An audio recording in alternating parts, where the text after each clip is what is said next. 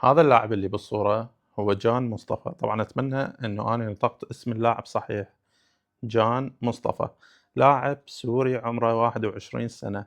اليوم ظهر الظهور الأول مع نادي نورنبرغ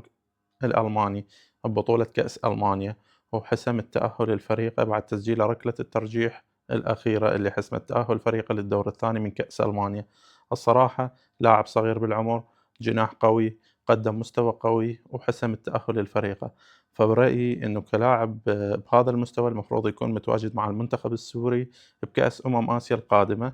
وطبعًا عندنا خبر ثاني اليوم اللي هو اللاعب السوري أيهم أوسو سجل هدف بالدوري البلجيكي، اليوم شاهدنا إبداع سوري بالبطولات الأوروبية، وأتوقع أن المنتخب السوري راح يكون منافس قوي بكأس آسيا القادمة، وعنده تشكيلة رائعة من اللاعبين المحترفين بأوروبا، لكن يحتاج إنه الاتحاد يستدعي اللاعبين الموجودين بأوروبا حتى يكون منتخب ينافس بقارة آسيا. اكتبوا لنا آراءكم بالتعليقات على جان مصطفى وأيهم أوسو واللي قدموه اليوم.